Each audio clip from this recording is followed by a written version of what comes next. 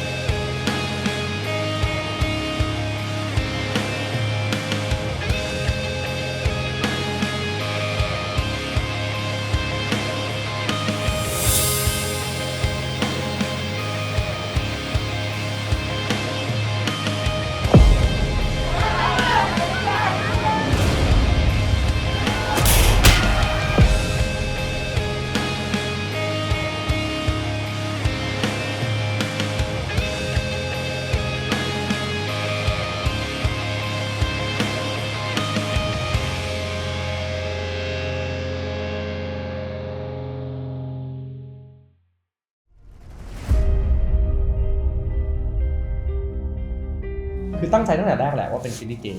ไม่ได้มองว่ามันจะต้องมีแพทเทิร์นของการทำซีรีส์ที่ว่าโอเคมันจะต้องเล่าแบบนี้เรียงแบบนี้หรือโพสิชันแบบนี้หรืออะไรเงี้ยคือตอนนั้นมันมาจากการแบบไร้ขอบสุดๆแล้วก็ไม่มีใครมากำหนดอะไรเลยไม่มีใครมาบอกด้วยว่าต้องเป็นอย่างนั้นต้องเป็นนี้แม้กระทั่งเรามีหน่วยงานราชการในการสนับสนุนนะก็ไม่เคยมีใครมาบอกว่าคุณทำได้แค่นี้นะใช่เราก็เลยแบบฟรีดอมมากในการทำบทคือจริงๆแล้วตัวละครแต่ละตัวที่ถูกสร้างสรรค์ขึ้นมามันเป็นตัวละครที่เราพูดถึงหลายๆคนในชีวิตจริงที่เรารู้จักเขาอาจจะมากกว่าเขารู้จักตัวเองในบางจุดอะไรเงี้ยแล้วเราก็เอามาคุยกันสร้างสรรค์เป็นตัวละครเหล่านี้ออกมาจริงๆแล้วหลายๆคนอาจจะรู้สึกเห็นสิ่งนี้บางอย่างในตัวของแต่ละคนอยู่แล้วมันหมายถึงว่าไม่ใช่แค่แบบว่านักแสดงนะหมายถึงตัวพวกเราเองก็อยู่ในนั้นอ่ะมันเป็นเรื่องราวที่เกิดขึ้นกับชีวิตเราเกิดขึ้นกับคนรอบตัวเราเกิดขึ้นกับนักแสดงแล้วมาผสมผสานกันออกมาเป็นตัวละครต่างๆลองดูดีๆว่ามันเห็นอยู่อ่ะผมว่าที่เราไปเจอคนหรือเราเจอในชีวิตจริงอ่ะผสมลงไปจริงๆเพราะงั้นมันทำให้ตัวละครเนี่ยมันสามารถพบเจอได้ในชีวิตจริงมันไม่ได้อยู่ในจินตนาการลอยๆที่ว่าเฮ้ยคนแบบนี้มีด้วยหรออย่างเงี้ยเห็นป่ะเรื่องนี้มันจะไม่มีมันสัมผัสได้แล้วเราอยากให้เขาได้ไปเจอสิ่งนี้จังใช่ มันเป็นการเดินทางของมนุษย์คนหนึ่งด้วยที่เราอยากรู้ว่าหลังจากที่เขาเล่นเรื่องนี้เสร็จแล้วมันจะเป็นยังไงนะมันเป็นความรักบางอย่าง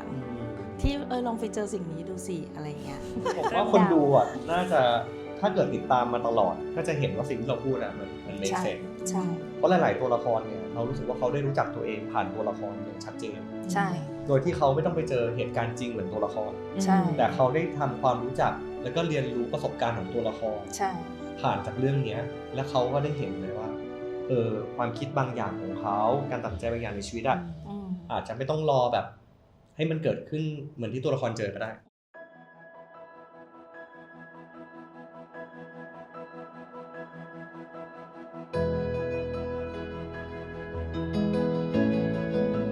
มันท้าทายมากเพราะว่ามันไม่ใช่เรื่องที่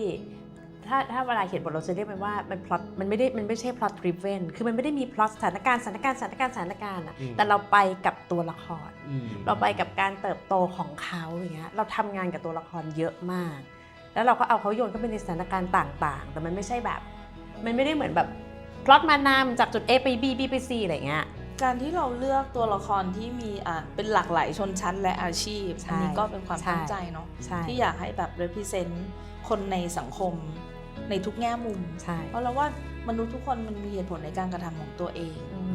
แล้วเราก็เมคชัวร์ว่าคนดูแล้วจะต้องเข้าใจเขา ใช่ จะเห็นด้วยหรือไม่เห็นด้วย แต่ว่าคนดูจะเข้าใจมนุษย์ที่บางทีเราอาจจะตัดสินไปแล้วตั้งแต่แรกหรืออะไรก็ตามท้ายที่สุดของเรื่องแล้วคนดูจะเข้าใจ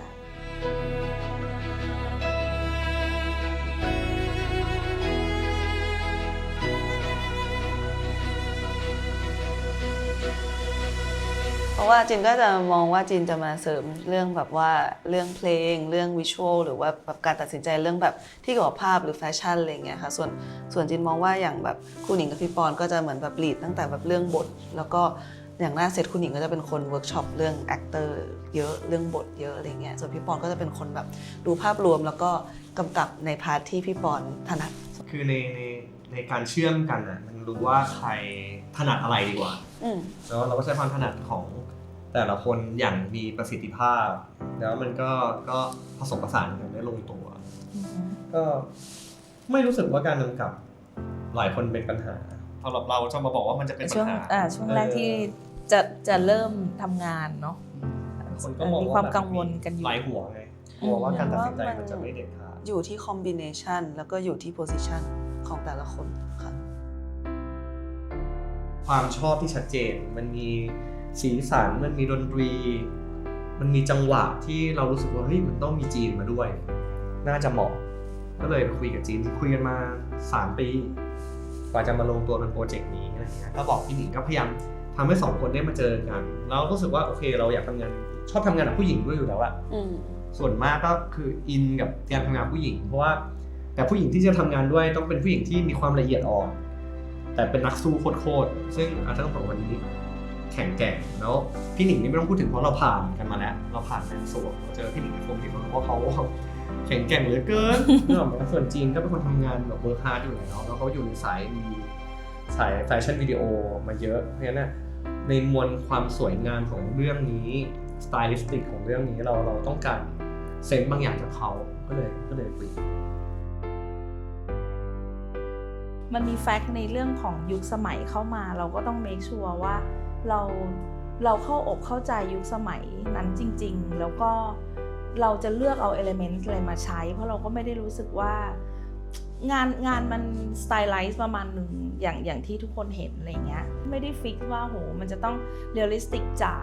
หลายๆอย่างเราก็รู้ว่าบางทีอย่างเช่นเอลิเมนต์ของเพลงอันนี้ก็มีความร่วมสมัยอะไรเงี้ยค่ะจินว่ามันก็ไม่ได้แบบทุกเพลงต้องแบบโหยตรงยุคหรือว่าแบบทุกอย่างแบบถูกต้องตามยุคสมัยขนาดถึงว่าเราอาจจะอยากให้รู้สึกว่ามันมีบางอย่างที่คนยุคนี้สามารถรีเลทหรือว่าเห็นแล้วมันแบบice candy หรือว่าแบบทำให้รู้สึกสวยงามกว่าที่มันเป็นอยู่บ้างอะไรเงี้ยค่ะ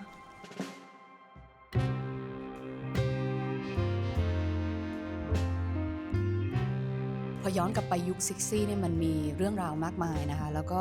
มีความหลากหลายแล้วก็เป็นยุคที่เรียกว่าหลังจากสงครามโลกก็จะมีเรื่องของความหวังความฝัน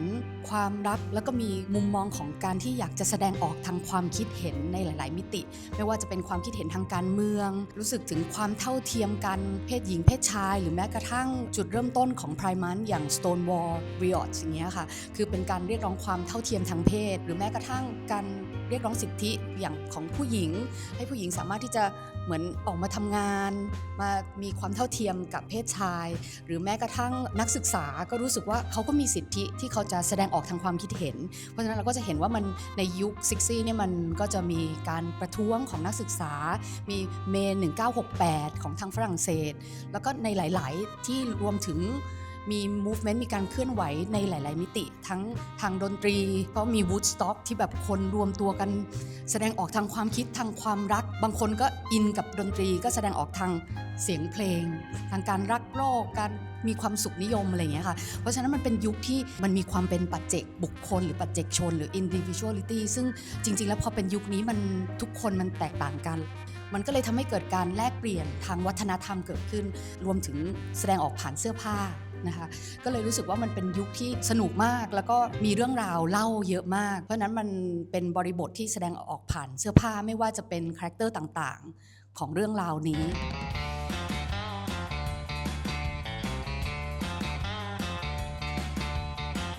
ยุคนั้นมันเป็นยุคที่หลังจากสงครามโลกครั้งที่ 2เพราะฉะนั้นยุค Baby Boomer นี่ก็คือการแสดงออกที่มีการต่อต้านความขบถของ Youth Culture แล้วก็จะมี Sub Culture หลากหลายมากค่ะอย่างอังกฤษก็จะมี Swinging 60 ซึ่งคนก็จะแสดงออกในการแต่งตัวที่แบบทั้งสีสันสนุกสดใสมันก็เลยจะเป็นยุคที่เรียกว่าการแต่งตัวการแสดงออกทางความคิดทุกอย่างมันเฟื่องฟูมากอย่างเงี้ยค่ะเพราะฉะนั้นก็จะเป็นส่วนที่เลยต้องปรึกษากับทั้งพี่รองแล้วก็คุณอาในส่วนของ tailoring ในส่วนของฮิปปี้แล้วก็ภาพรวมของแฟชั่นคือเราก็จะมานั่งคุยกันแล้วก็แลกเปลี่ยนว่ามุมมองนี้ใช่ไหม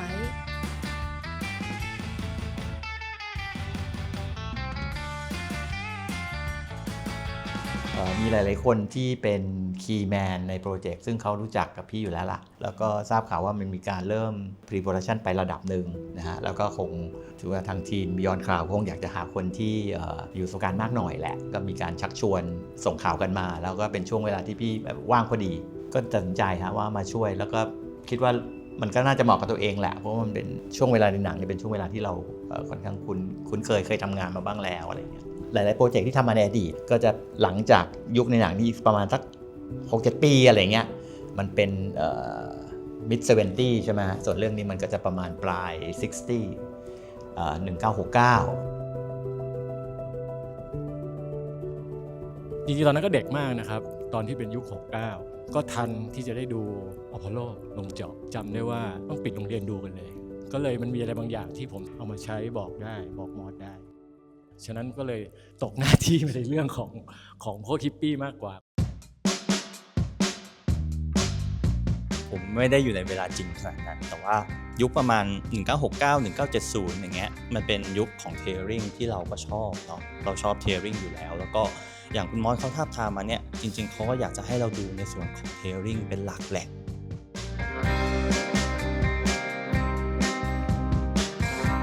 คาแรคเตอร์ตรินเงี้ยค่ะที่จะมีการนำเสนอในแง่ที่ใส่สูทมีการย้อนยุคใช้คลาสสิกเมนส์แวร์หรืออะไรอย่างเงี้ยค่ะมันจะมีพวกแบบ French culture อย่างงี้มาปนด้วยแล้วก็โอเคผมอาจจะไม่ได้อยู่ในเวลาจริงเนาะแต่ว่าอย่างน้อยเรามีพวกของ vintage ต่างๆที่เราเก็บสะสมไว้นะครับมันก็เอามาเป็นอาร์ไคฟ์เอามาใช้ให้พวกเขาอ้างอิงในการทำงานได้เพราะว่าพอเราทำกับคอสตูมเนาะเราก็ต้องพยายามหาของที่มันใกล้เคียงหรือว่าใช่ที่สุดแม้แต่ฝั่งพี่รองเองก็ตามนะครับเขาก็มีของจากช่วงเวลาจริงเนี่ยมาเพื่ออ้างอิงแล้วก็ให้ทางทีมคอสตูมเนี่ยเขาได้ไป develop สร้างความจริงที่มันเบสออนความจริงจริงๆพศ 2500 เป็นต้นมาเนี่ยเราเข้าสู่ยุคที่คนไทยก็มีการเปลี่ยนแปลงเยอะระบบการปกครองบ้านเมืองต่างๆเปลี่ยนแปลงไล่มาเลยมันถึง 2510 นะฮะแล้วก็เปลี่ยนแปลงมากขึ้นเรื่อยๆในระบบสังคมในระบบการเมืองต่างๆเนี่ยที่เราเรียกว่าหนังพีเรียดหรือโปรเจกต์พีเรียดอย่างนี้ก็แล้วแต่เนี่ยที่มีข้อสังเกตการอย่างนี้คือเวลาเราทำหนังพีเรียดเนี่ยซึ่งไกลกันไปเลยยกตัวอย่างเช่นย้อนกลับไปเนี่ยตอนนั้นในเนื้อเรื่องทำให้เกิดขึ้นในสมัยรัชกาลที่4อย่างเงี้ยการค้นคว้าหาข้อมูลเนี่ยมันก็จะเป็นเหมือนกับเรามองไปในอดีตจริงๆดูจากหลักฐานเท่าที่มีการจดบันทึกเพราะฉะนั้นเวลาเรากลับไปค้นคว้าหรือกลับพยายามจะไปมองว่าอดีตนั้นหน้าตาเป็นอย่างไรเนี่ยอยุธยาไม่ต้องพูดถึงเลยดูตามพงศาวดารดูตามภาพเขียนภาพพิมพ์ที่ฝรั่งทำไว้รัชกาลที่5ดีเพราะว่ามีภาพถ่ายเยอะอย่างนี้เป็นต้นเงี้ยที่กล่าวมาเนี่ยคือเราจะบอกว่าพอเรามาทำพีเรียดเนี่ยสำหรับน้องๆเนี่ยนี่คือพีเรียดนะย้อนกลับไป55 ปี56 ปีเนี่ยถือว่าเป็นพีเรียดแต่มันเป็นพีเรียดที่หลักฐานเนี่ยมันเยอะคลิปยังมีแม้แต่เป็นใช่ไหมใน YouTube ภาพถ่ายหรือแม้แต่ในบ้านของคุณปู่คุณย่าเปิดอัลบั้มรูปมาคุณจะเจอนะเพราะฉะนั้นการทำพีเรียดในยุคประมาณเนี้ยมันก็ไม่ใช่ง่ายที่บอกว่าไม่ได้ง่ายเพราะอะไรเพราะว่าบ้านเมืองเราไม่ได้ฟรีซเวลานะตรงนั้นการที่เราจะไปทำซีรีส์ที่ให้สถานการณ์เกิดขึ้นในช่วงเวลานั้นเนี่ย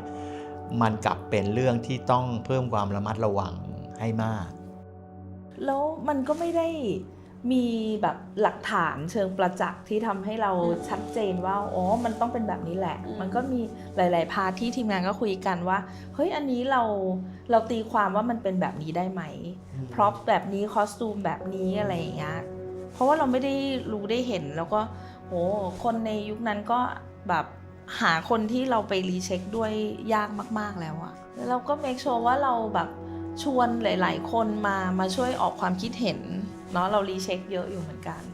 ก็ออกมาเป็นแบบที่อยากได้ ใช่ ต้องขอบคุณทีมพี่ตั้มทีมพี่ตุ่นทีมอาร์ตแล้วก็หลาย ๆ ทีมที่ช่วยกัน ในแง่ของ period อะในสมัยนั้นเนี่ยการต่างกันประมาณสัก10 ปี 15 ปีเนี่ยพี่เชื่อว่า30 ปีให้หลังเนี่ยตั้งแต่ปี 2000 มาเนี่ยยุคสมัยมันจะเปลี่ยนเร็วยุคนั้นก็จะเปลี่ยนค่อยๆเปลี่ยนเพราะฉะนั้นที่พูดว่าคุ้นเคยคือหมายความว่าจากความทรงจำในอดีตด้วยแล้วก็จากสิ่งที่เราเคยค้นคว้ามาในโปรเจกต์ต่างๆรอบๆช่วงเวลานี้มันก็มีเป็นทุนอยู่แล้วมันก็เลยมีส่วนช่วย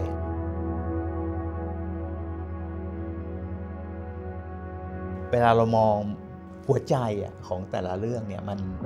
นไม่เหมือนกันพี่มองชายเนี่ยเป็นฟิกชันเลยนะทีนี้มันจะสับสนเล็กน้อยเวลาเราพูดถึงเวลาเราทำหนังพีเรียดทุกคนจะมองว่า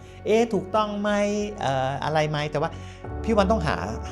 ความบาลานซ์หาความสมดุลเราไม่ได้ทำสารคดีปีนั้นเรากำลังทำโลกที่ตัวละครเหล่านี้มาโลดแล่นกันอยู่มีความรักเกิดขึ้นมีดราม่าเกิดขึ้นเป็นสิ่งที่พี่ยึดมากกว่าว่าเส้นที่เราจะเดินทางหรือสิ่งที่เราจะสโคปมันให้หนังทั้งหมดเนี่ยเป็นก้อนเดียวกันเป็นธีมเดียวกันพี่มองอย่างนั้น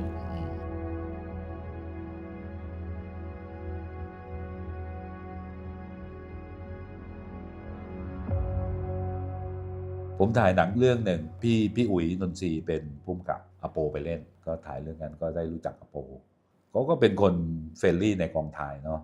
ยิงมุกกันเรื่อยๆอะไรพวกเนี้ยก็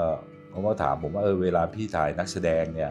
พี่ตามนักแสดงหรือว่ายังไงอะไรพวกเนี้ยเหมือนคุยกันระหว่างพักรอถ่ายอะไรพวกเนี้ยก็ผมก็ว่ามันก็ต้องดูนักแสดงนะอะไรพวกเนี้ยเพราะว่าพวกนายก็เป็นตัวแทนของการเล่าเรื่องอยู่แล้วอะไรอย่างพี่แบบว่าเป็นไปได้ก็จะไม่บล็อกนักแสดงหรอกแต่ว่าก็ไม่ถึงกับไม่มีบล็อกอะไรพวกนี้ก็ตกลงกันก่อนแล้วก็สนิทกับอโปในกองถ่ายตอนที่ใกล้จะปิดกล้องเขาก็ถามว่าพี่ว่างไหมช่วงเดือนนี้แบบคุยกับโปรดิวเซอร์ผมหน่อยผมอยากให้ไปถ่ายซีรีส์ที่ผมกำลังจะเล่นเรื่องถัดไปผมแพ้อยู่อย่างนะผมถ่ายเรื่องราวในยุคถ้าเกิดเรียกว่ายุค 60 เนี่ยยุค 14 ตุลาผมถ่ายหนังเรื่องแรกใน 14 ตุลาโคราชจันทร์ในยุคสมัยนั้นเลยหนังเรื่องชายเนี่ยปอดเขาไล่ฟังว่าเป็นเรื่องที่แบบเซตอัพก่อนเกิด 14 ตุลาแต่มีบรรยากาศของมหาลัยของนักศึกษาพระเอกเป็น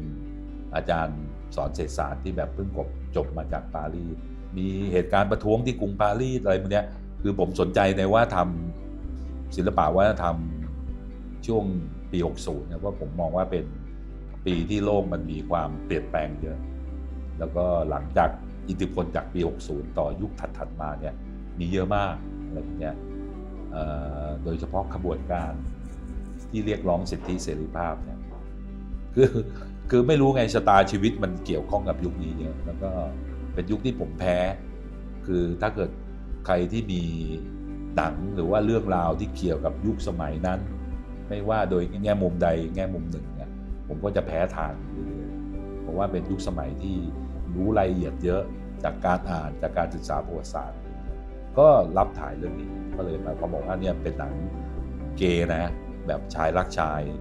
ในยุคสมัยนั้นซึ่งผมว่ามันน่าสนใจตรงที่ว่ายุคสมัยนั้นเนี่ยเพศภาวะเนี่ยหรือว่าพวกเจนเดอร์เนี่ยมันยังไม่อิสระอย่างทุกวันนี้คนที่มีความรู้สึกอีกแบบหนึ่งที่ไม่อยู่ในมาตรฐานสังคมในยุคนั้นที่เขาจะรองรับได้เนี่ยมันก็น่าสนใจว่าเขาอยู่ยังไงเขาคิดยังไงเขาตอบสนองต่อสิ่งรอบข้างยังไงนอกจากการถ่ายภาพของพี่เปียแล้วเนี่ยที่แกมีประสบการณ์มากนะฮะเป็น DOP ที่มีประสบการณ์มากคนหนึ่งพี่ว่าทีมเสื้อผ้าหน้าผมคอสตูมดีไซน์แล้วก็เมคอัพอะไรต่างๆเนี่ยคือคนที่ทำเนี่ยกลุ่มน้องที่ทำเนี่ยก็ทำตัวละครเหล่านี้ให้มันติดตาติดใจ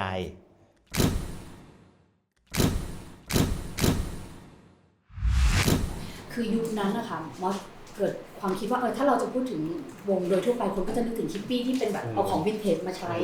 ก็เลยพยายามจะตีความว่าเขาพยายามจะนำเสนออะไรที่ใหม่ขึ้นมาไม่ว่าจะเป็นจิมมี่เฮนดริกซ์หรือว่าบีเทิลส์ที่เห็นมุมขวาคือตั้งแต่การประชุมครั้งแรกๆนะคะไม่ใช่แค่กับทีมสไตลิ่งอย่างเดียวเราประชุมกันทั้งทีมของทีมชายเลยทั้งมอสแล้วก็ พี่รองแล้วก็คุณอาร์มเราก็มานั่งคุยกันแล้วเราก็พรีเซนต์ในส่วนของคอนเซปต์ว่าเรามองคาแรคเตอร์จากการอ่านทรีทเมนต์ตีความออกมายังไงอย่างคาแรคเตอร์ของรินที่เป็นนักเศรษฐศาสตร์เรียนอยู่ที่ฝรั่งเศสเขาจะแต่งตัวในแบบไหนและเราก็มาแชร์กันรวมถึงเราก็แชร์กันกับอโปด้วยว่ามองในมุมนี้เหมือนกันหรือเปล่าคือนำเสนอในส่วนของ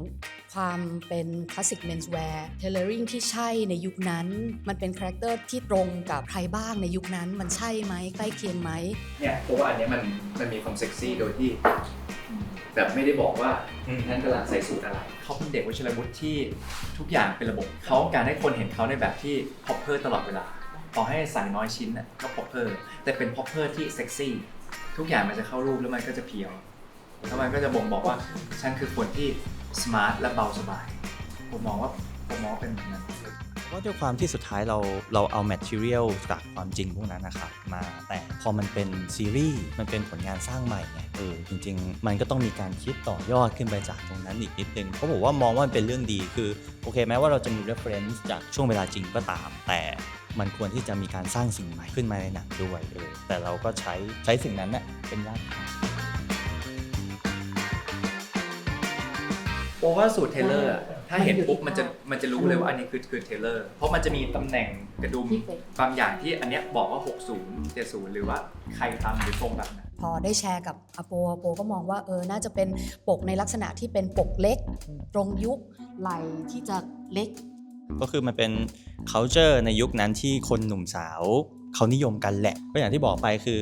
เราไม่ได้จะทำให้อโปเนี่ยเป็นเหมือนชักดูตรองแบบเดินออกมาไม่ใช่นะอโปเขาต้องเป็นรินแต่แค่เราก็ต้องหาให้ได้ว่ารินเนี่ยใช่มันควรจะเบสออนจากสิ่งนี้แต่เขาควรจะเติบโตไปเป็นยังไงซึ่งตรงนี้ก็ต้องให้เครดิตทางคุณมอสนะที่เขาสามารถรวบรวมแมททีเรียลต่างๆที่ทางพวกเราเนี่ยโทรกันไปโยนกันไปให้เขา แล้วเขาก็กลั่นมันออกมาเราก็ปรึกษากันตั้งแต่เนื้อผ้ากระดุมความกว้างของเน็กไทที่มันจะใช่ตรงยุคไหมอะไรอย่างเงี้ยค่ะคือแฟชั่นมันจะไม่ได้ต้องเป๊ะๆว่าพอ69มันต้องแบบนี้ 100% มันมีการเคลื่อนที่ของวัฒนธรรมคือเราก็พยายามจะเล่าให้มันมีมิติทั้งในแง่ของตอบโจทย์ของตัวละครแล้วก็เล่าในส่วนของยุคแล้วก็สร้างสรรค์ใหม่ให้มันน่าสนใจแล้วก็ตรงกับคาแรคเตอร์ที่ผู้กำกับมองไว้ด้วยค่ะในคาแรคเตอร์นักร้องถ้าเรามองย้อนกลับไปในส่วนของ reference ต่างๆมันก็จะมีนักร้องดังในยุคนั้นค่อนข้างมากเลยซึ่งตรงนี้เราก็พยายามจะตีความกันแชร์กันเจมี่เฮนริกใช่ค่ะคือเราก็พยายามจะแชร์กันว่าแล้วธันวาในคาแรคเตอร์นี้รวมถึงแชร์กับพี่ไมค์ด้วยว่ามองว่าคาแรคเตอร์ธันวาน่าจะใกล้เคียงกับนักร้องคนไหนหรือยังไงรวมถึงแชร์กับทางผู้กำกับทั้งพี่ปอนคุณหญิงแล้วก็น้องจีนว่ามองใช่ไหมเขามีความเป็นพระเอกในมุมที่แบบว่าจริงแบบมองว่าแบบขาวดำอะไรไปเลยแบบเผยได้เลยแต่ต้องหล่อจัดเลยต้องสว่างเรียบไม่มองว่าเยอะด้วยซ้ำแต่มองว่าแบบมีความแบบคลีนไม่ต้องมีกลิ่นพิมปี้เยอะได้ด้วยซ้ำแบบเหมือนฟีลแบบงานสังคมก็อาจจะแบบมีความแบบดูฟอร์มอลขึ้นมาหน่อยอะไรเงี้ยจริงๆแต่ถ้าส่วนตัวเนี่ยอาจจะรู้สึกว่าอันนี้อาจจะยังไม่สมาร์ทขาดความสมาร์ทบางอย่างพี่ว่าอันนี้มันคือหมอทำตามโจทย์ที่คุยกันที่แล้วอันนี้หมอทำถูกตามโจทย์ที่คุยกันที่แล้วแต่พอเรามาเห็นปุ๊บเราเราปรับอะไรบ้างมาต้องจูนไหม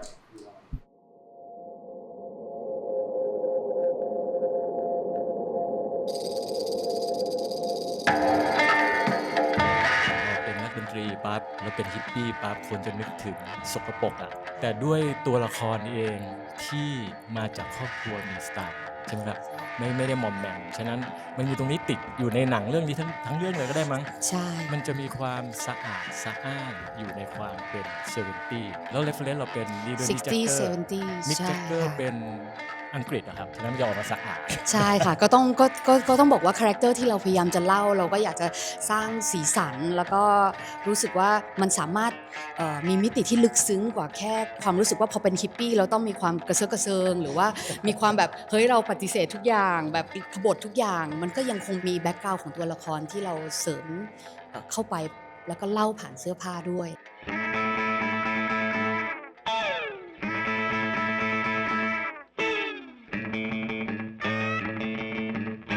ใช้คำว่า70เนี่ยครับมันมีมากกว่าฮิปปี้อ่ะ มันมีความเป็นโบฮีเมียนมากกว่า มันไม่จำเป็นจะต้องยีนขาด เสื้อยืดตัวเล็กๆ เน่าๆ มันมีหลายรูปแบบที่เราสามารถมากลั่นให้กับคาแรคเตอร์ของธันวาได้ พอมันเป็นซีรีส์ปั๊บเนี่ย ผมว่าความเรียวเหมือนจริงเลย อาจจะเป็นต้นทางเฉยๆเป็นรากที่ทางมอสอาจจะต้องไปกลั่นต่ออะไรอย่างเงี้ยครับ บวกกับผู้กำกับบวกกับทั้งภาพทั้งตัวจีนเองหรือตัวปอนเองอะไรอย่างเงี้ยครับผมว่าไปต่อยอดให้มันเกิดเป็นซีรีส์ในแนวทางที่เขาต้องการ ผมว่าสิ่งที่สำคัญที่ฟังเมื่อกี้แล้วก็จากที่ผ่านงานตรงนี้มาผมรู้สึกว่าจริงๆอยู่วงการเสื้อผ้าเนี่ยอัตลักษณ์ของเสื้อผ้าสำคัญถูกไหมครับแต่พอมาถึงซีรีส์แล้วผมได้เรื่องหนึ่งที่กลับไปคิดว่าเฮ้ยจริงๆเรื่องของการส่งอารมณ์มากกว่าส่งบรรยากาศของภาพมากกว่าเป็นสิ่งสำคัญเพราะบางทีที่เราตั้งใจไปหลงดีเทลในจุดที่มันเป็น69จริงๆนะ70จริงๆนะ71จริงๆนะจริงๆแล้วมันกลายเป็นแบ็คกราวด์จริงแล้วมันอยู่ที่อารมณ์ของบรรยากาศสีแล้วก็การแสดงของนักแสดงเป็นหลักฉะนั้นมันก็เลยเหมือนเป็นต้นทางมากกว่าที่แต่จริงๆเราจะเอาต้นทางมาโม้ก็ไม่ได้เราก็ต้องมาอย่างซีเรียสจริงอะไรอย่างเงี้ยว่าดีเทลมันเป็นยังไง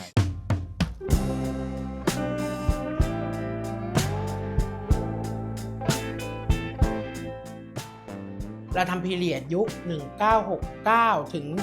70 ประมาณนี้มันก็จะก้ำกึ่งทวิกกี้กับถ้าเป็นเมคอัพจะเรียกว่าทวิกกี้กับดิสโก้ถ้า 70 จะเป็นดิสโก้อะไรอย่างเงี้ยแต่เราก็จะมีคิด reference เราจะมี reference ก่อนจะทำงานอยู่แล้วคือ reference ของเราเนี่ยจะไปทางแถบยุโรปทางอเมริกาหรืออะไรอย่างงี้ต่างๆเนาะเราก็จะเอาสไตล์ตรงนั้นเข้ามาอยู่ในคนไทยเราจะไม่เอาสไตล์คนไทยแบบไทยจ๋านุ่งผ้าถุงมันไม่ใช่คือเราจะเป็นไทยสมัยใหม่เหมือนคนยุคนี้ที่แต่งตัวสมัยนี้แต่ถ้าเป็นยุคนู้นเราก็จะแต่งตัวแบบทันสมัยยุคนู้นอะไรอย่างนี้ประมาณนั้นช่างเยอะมากเพราะช่างเยอะมากเนี่ยคือทุกสิ่งอย่างเนี่ยคือ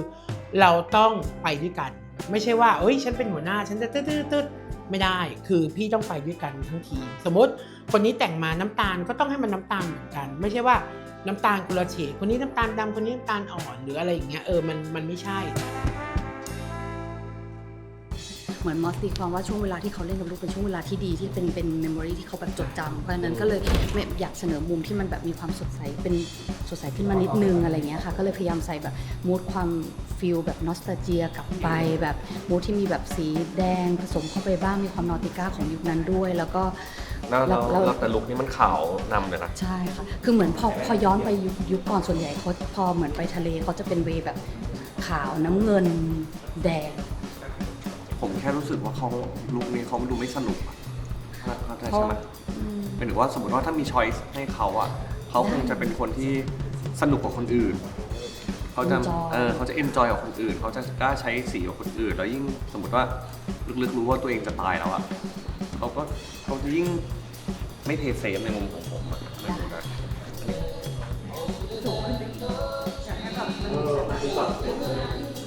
นะครับได้เอาเลยครับวิวหล่อๆเอวมันต้องเข้าเอวได้เอวของปั๊มคือดูเหมือนอาร์ตเป็นเหมือนนักเขียนแต่ว่ามีความชิวๆแล้วมันแบบเปิดข้างหนึ่งผมว่านะเป็นงั้นดีกว่าเสื้อแต่งนี้นะมันต้องไม่ใช่แบบอย่างเงี้ยมันต้องเหมือนให้มันเหมือนจะพยายามปัดไปข้างหลังนะไม่เป็นไรจูนให้เจอก่อนไม่ได้ก็เดี๋ยวค่อยมาปิดกันใหม่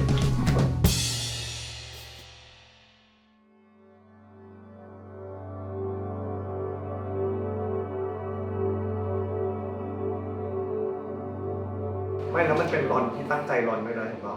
มันไม่ใช่รอนแบบหยิกหย่อยทับหน้าไอ้ขวาเนี่ยไม่ได้อันนี้เป็นคือผมว่างานพวกนี้มันต้องมีการสร้างบรรยากาศมันเป็นบล็อกกิ้งของนักเต้นที่มาคือถือว่านักเต้นอะไรอย่างเงี้ยแต่ที่เต้นประกอบเพลงกันไปอยู่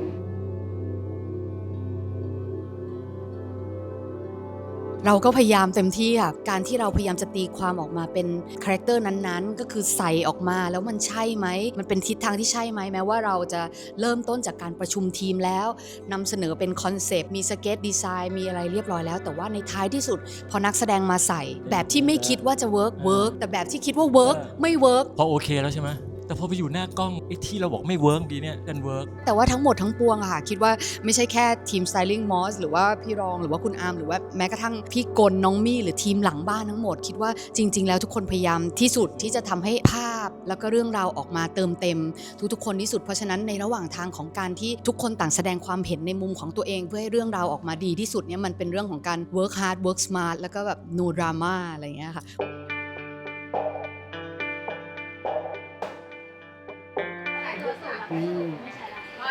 มันจะมีความเรียกว่าเหมือนแบบ tradition นิดนึงสำหรับลุคของลุคชุดนอนมีความแบบผ้าซิลค์ผสมบาร์ดโรบตั้งใจดีไซน์ให้กับชุดอยู่บ้านของตินให้แบบอยู่บ้านแบบที่แบบมีสไตล์อะไรอย่างเงี้ยค่ะก็แบบชุดนอนใส่โรบบ้างหรือก่อนที่บางทีกลับมาอาจจะเปลี่ยนเป็นโรบก่อนจะไปอาบน้ำหรืออะไรอย่างเงี้ยค่ะก็พยายามทำให้แบบมีความเทเลอร์ผสมนิดหน่อยโปกเสื้อเนื้อผ้าเป็นการเทเลอริ่งวัดตัวตัดตามเทรนเลยพี่เองก็มองเป็นสีน้ำเงินอาโปก็มองเป็นสีน้ำเงินทีมผู้กำกับก็มองเป็นสีน้ำเงินแบบมันมีสีของความ tradition แต่ว่าก็มีเทคแล้วก็เหนือการเวลาแบบทันเลยดึงคาแรคเตอร์ที่เราพยายามจะสร้างเลยตัวเสื้อผ้าที่เราพยายามจะบอกเล่ามาตลอดกลายเป็นว่าพอชุดอยู่บ้านกลายเป็นชุดแบบสบายเลยโครงหลวมเนื้อผ้าเป็นคอตตอนที่แบบดูแบบยับง่ายหรืออะไรเงี้ยมันก็เหมือนมันจะหลุดคาแรคเตอร์เพราะฉะนั้นก็เลยรู้สึกว่าอยากให้ความสำคัญแม้กระทั่งชุดอยู่บ้านชุดนอน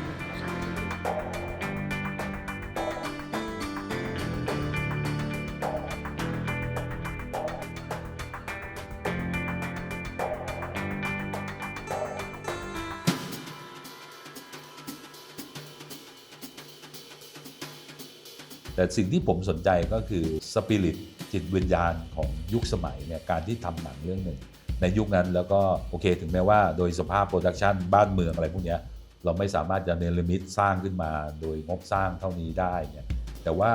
เก็บรักษาสปิริตบางอย่างของยุคสมัยซึ่งไม่เหมือนปัจจุบันเนี่ยไว้ในตัวละครการเล่นของตัวละครเพราะฉะนั้นไอซินิมาโตกราฟีในเรื่องนี้คือผมตั้งหลักว่าโอเคจะไม่ฝันถึงโปรดักชันใหญ่หรือว่าการ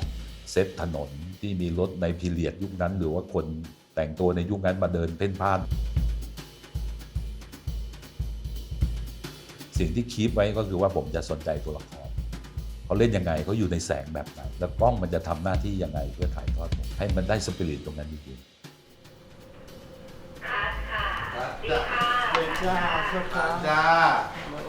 มาถ้า2เทนนิสเลยก็โอเคเดี๋ยวพี่ขออินเสิร์ตตอนที่นายนะครับหนังพีเรียดเนี่ยมันมีข้อต้องคิดคำนึงถึงหลักๆเลยคือสมมติลองยกตัวอย่างเช่นเวลาเราทำหนังดราม่าปีนี้แน่นอนสุดเราไม่ต้องกังวลอะไรเลยเราก็ยกกล้องไปเลยแล้วก็ไปซัดกันเลยใช่ไหมภาพกว้างภาพไกลต่างๆจะเพราะอะไรเพราะมันคือปัจจุบันทีนี้พอเราจะต้องทำหนังในปีนั้นเนี่ย1969เนี่ยเราไม่ใช่ยกกล้องออกไปเพราะฉะนั้นโจทย์ตัวนี้มันบอกก่อนเลยข้อแรกว่าสิ่งที่ต้องคำนึงคือโลกใบนี้มันจะต้องไม่ใช่ประกอบแต่โลกภายในตัวอาคารอย่างเดียวแต่มันต้องมีโลกภายนอกด้วยทำยังไงโจทย์ที่ภายนอกที่เราเห็นเราจะควบคุมยังไงภายในนี่ก็ถ้าคนที่ทำงานในประสบการณ์ในกองถ่ายก็จะทราบว่ามันก็จะเกิดการตกแต่งฉากใช่ไหมฮะให้ตรงยุคสมัยเลือกพร็อพประกอบฉากให้ถูกต้องแต่ภายนอกจะทำยังไงอันนี้เราต้องแยกส่วนแล้วก็ความยากแน่นอนเราก็ต้องฝึกความยากเพราะว่าบ้านเมืองมันเปลี่ยนแปลงไปเยอะเราก็ต้องนำมาสู่กระบวนการการคัดเลือกค้นหาสถานที่ถ่ายทำที่เรียกว่า location scouting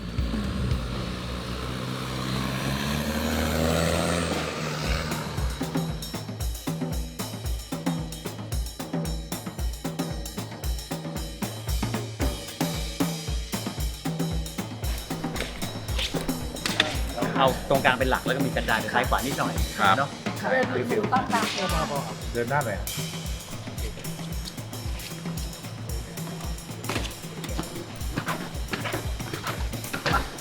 พื้นข้างล่าง ห้องชุมนุม กิจกรรมมันควรจะต้องอยู่แบบที่สวย ไม่คือผมถ่ายผมไม่มาสิ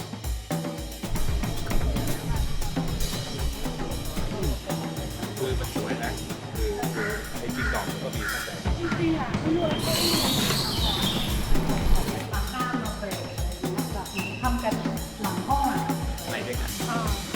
ผมว่าเก็บเฉพาะสิ่งที่เป็นโมเดิร์นบางอย่าง จริงๆหนังเนี่ยเราอยากได้ภาพกว้างเยอะๆอยู่แล้วคือ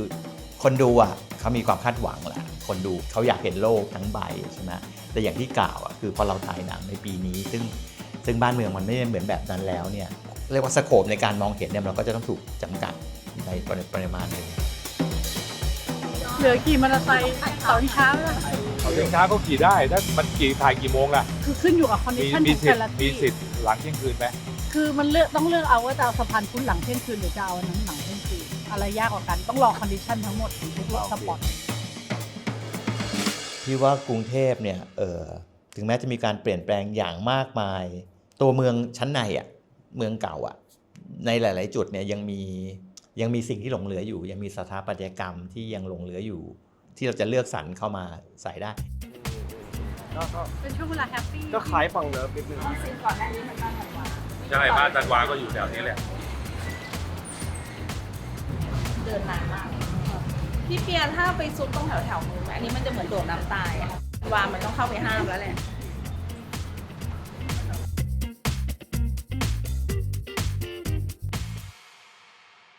ภาพที่เราคิดเนี่ยมันไม่มีทางหรอกที่จะ 100% เหมือนที่ในความเป็นจริงเนี่ยอย่างเช่นงานเปิดตัวอพอลโลอย่างเงี้ยในภาพฝันของผู้กำกับเอง หรือสิ่งที่เราต้องการจะเซิร์ฟมันก็ยิ่งใหญ่ละใช่ไหมแต่ว่าโดยขั้นตอนของโปรดักชันเวลาอะไรต่างๆนานาเนี่ยข้อจำกัดของการใช้สถานที่นู่นนี่นั่นเนี่ยมันก็จะแคบลงแต่อย่างไรดีโครงหรือว่าหัวใจของมันหรือการที่เราเตรียมงานมาเนี่ยมันอยู่ตรงนั้น ขอต้อนรับทุกท่านสู่แกรนด์พาราดิโซค่ะ อย่างการสร้างจากห้องสมุดอย่างเงี้ยทางโปรดิวเซอร์ก็เชื่อนะว่าต้องทำคือถ้าเป็นวิธีทางโปรดักชันเนี่ยเขาก็จะไม่ทำก็จะฝืนถ่ายในโลเคชันแต่ว่าในคอนเซ็ปต์ที่วางไว้เนี่ยพี่ก็ยืนยันเลยว่าพอเข้าไปในห้องส่วนตัวเนี่ยสิ่งที่เกิดขึ้นในนั้นเนี่ยมันเป็นเพียงพอกับที่จะทำฉากขึ้นแล้วมันก็ตอบแทนเราอะพอเราได้สร้างมันขึ้นมาปุ๊บเนี่ยการแสดงหรือว่าการที่ควบคุมบรรยากาศมันก็จะดีกว่าการถ่ายในโลเคชันอย่างเป็นต้น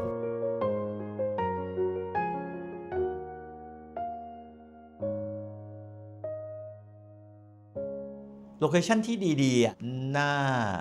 ร้านแผ่นเสียงโคทันวาเงี้ยอันนั้นก็ถือเป็นโลเคชันที่ดีถ้าเราดูในมุมกล้องจริงที่รถจอดหน้าบ้านแล้วเข้าเนี่ย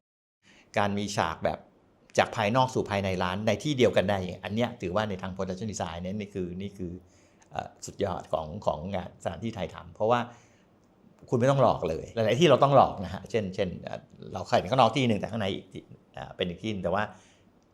โลเคชั่นนั้นเราเป็นที่เดียวกันในหนังเรื่องหนึ่งอ่ะปกติเราจะมีผู้กำกับคนเดียวเนาะซึ่งจริงๆผู้กำกับก็จะเป็นเหมือนเป็นคิงอย่างเงี้ยคนที่จะดรีมให้หนังเรื่องนั้นๆน่ะอยู่ในหน้าตาแบบไหนใช่ไหมทีนี้ถ้าถามแล้วว่าความยากของเรื่องนี้แล้วก็ในตอนต้นๆในการรับโปรเจกต์เนี่ยเราค่อนข้างกังวลมากเพราะว่าโอเคเราอาจจะเคยทำงานกับผู้กำกับ2 คนเราอาจจะเคยแบบอย่างเงี้ยมาหลายจ็อบเหมือนกันแล้วก็เราก็รู้สึกว่าในการทำงานกับผู้กำกับหลายคนน่ะมันมักจะมีภาวะที่เราชอบไม่เหมือนกัน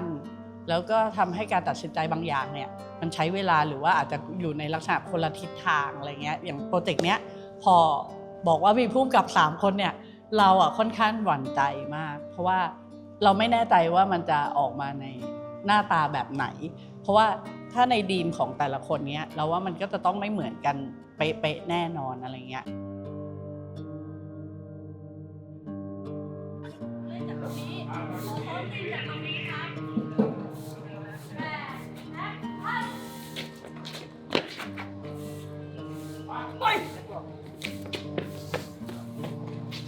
อย่างเรื่องนี้เราเรียกว่างานกลุ่มถ้าสำหรับภาพรวมของการทำงานกับผู้กำกับ3 คนเราค่อนข้างแฮปปี้มากเพราะเรารู้สึกว่าทุกคน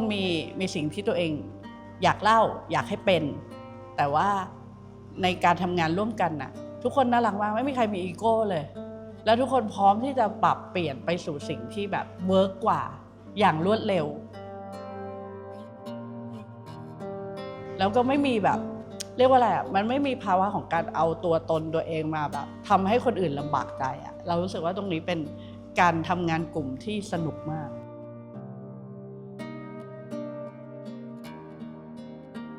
ทุกคนอยู่ใน energy พลังงานที่มันแบบทำงานร่วมกันได้แล้วไม่ได้ทำให้ทีมรู้สึกว่าการมีผู้กำกับ3 คนคือความทุกข์ทรมานหรือความลำบากนั่นอะไรอย่างเงี้ย3 คนก็พี่อังพูดซะยาวแล้วก็ตามพี่อังเลยครับแต่ก็โดยรวม3 คนมีความสุขดีครับสนุกสนานกันไปครับ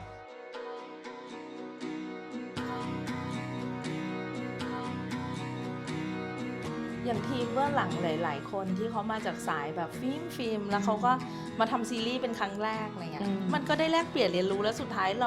ราก็เอนจอยกันและกันมากกลายเป็นเพื่อนกันอะไรเงี้ยมันมีความบ้าในตัวบางอย่างที่มันเชื่อมโยงกันได้ถือว่าเป็นช่วงเวลาที่ดี ใช่ ช่วงเวลา ใช่ ที่ดีนี่รู้สึกดีที่สุดเลยตั้งแต่เคยทำงานตรงนี้มาแต่เหนื่อยที่สุดเลย ใช่คือชอบบรรยากาศในการทำงานนะคือมันเดือดมากมันเดือดจริงๆคือเราไม่ได้หัวเราะแล้ววิ่งเล่นหมุนตัวไปหรอกไม่มีเวลาแต่ไอ้ความถกเถียงและความเดือดนั้นมันก็ถึงจุดที่มันก็หัวเราะด้วยกันเราก็รู้สึกฟินไปด้วยกัน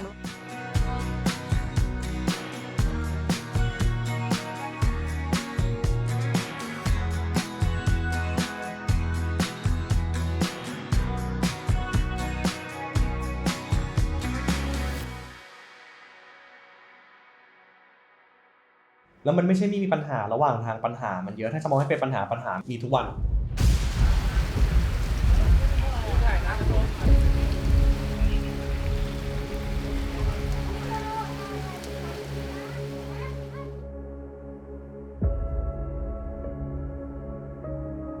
ช่วงเวลาที่เราได้เปิดเรื่องนี้ช่วงต้นเป็นหน้าร้อนช่วงที่2เนี่ยสภาพอากาศ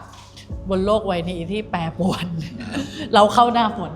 ตั้งแต่ หน้าฝนหรือหน้าพายุดูดีๆ ตั้งแต่เดือนพฤษภาเหมือนเราอยู่กลางแบบเลนซีซั่น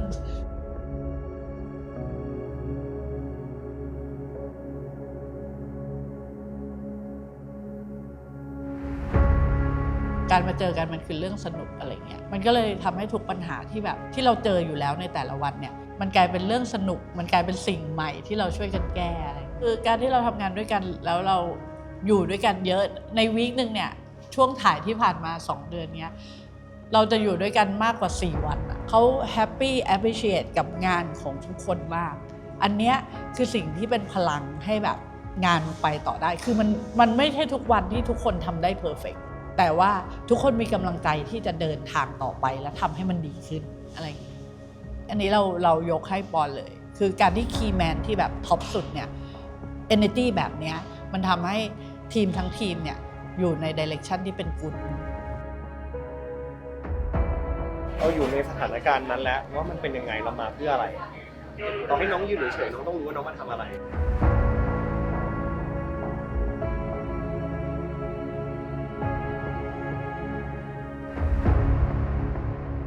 ยังไงผมเชื่อว่าการทำหนังเป็นขบวนการออร์แกนิกอ่ะ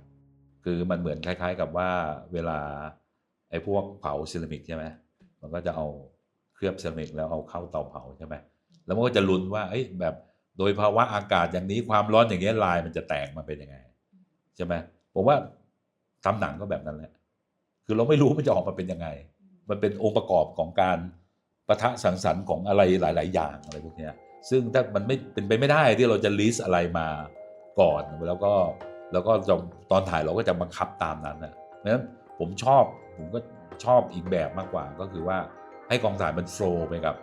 เหตุการณ์รอบข้างดูที่นักแสดงเล่นยังไงคือกองถ่ายมันก็ต้องมีผู้กำกับมี DP ก็เป็นเหมือนพนักงานเสิร์ฟอะที่เราจะเสิร์ฟว่าอยากได้แบบไหนอะไรอย่างเงี้ยใช่ไหมเพียงแต่ว่ามันในขั้นตอน pre-production เนี่ยหมายถึงว่าเป็นการเบรกสต็อปเราอ่านบทแล้วเรามีความเห็นแบบนี้เนี่ยมันก็เป็นการแชร์กัน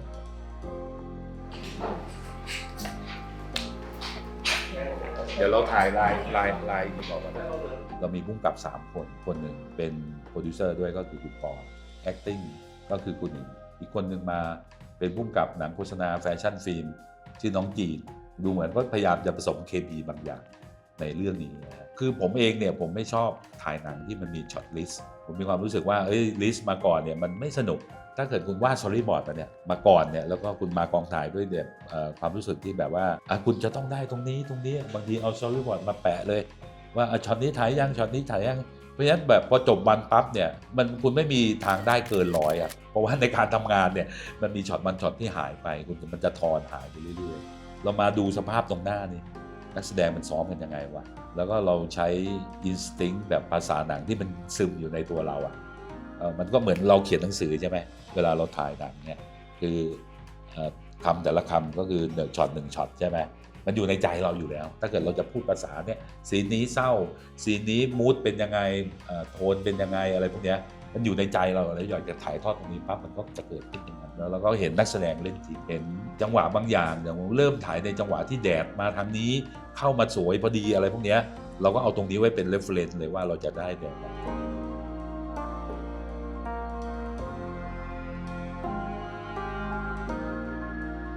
มันมาจากสภาพรอบตัวที่เข้ามาปะทะเราเพราะฉะนั้นแบบว่าผมเลยไม่ถนัดหนังที่จะต้องถ่ายตามสตอรี่บอร์ดหรือว่าช็อตลิสต์อะไรเงี้ยถนัดที่จะเรียกว่าด้นสดด้นแบบมีแผน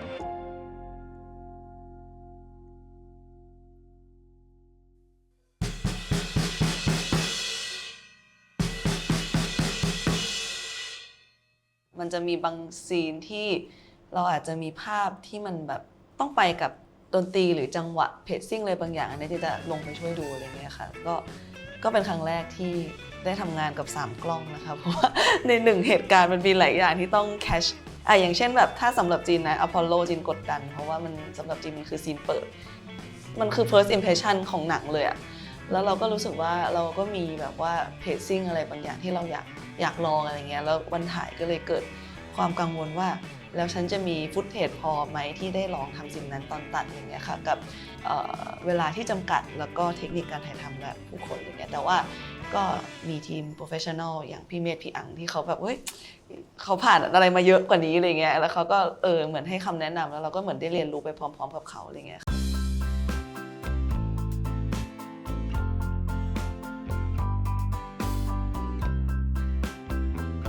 จำความรู้สึกได้มันไม่ต้องห้องโพสหรอกหมายถึงว่าไอตอนที่เขา payback check continue อะผมก็ยืนมองไกลๆใช่ไหมบอกว่าเฮ้ยอันนี้มันคล้ายๆหนังฝรั่งกันนะใช่ไหมผู้กำกับก็หันมาแบบ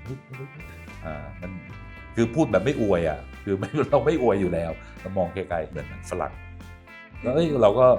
เหมือนมาถูกทางเพราะหนังแต่ละเรื่องเนี่ยผมจะมีความรู้สึกนี้ตลอดมาถูกทางเพราะทุกเรื่องอะคือไม่ใช่ว่าพอถ่ายหนังเยอะขึ้นแบบต้องทำอย่างนู้นอย่างนี้คือหนังทุกเรื่องสำหรับผมคุณใหม่สำหรับคุณก็หลงทางได้คุณก็มาถูกทางได้มันเป็นเรื่องที่คุณมันอยู่ในความรู้สึกคุณตลอดการทำงาน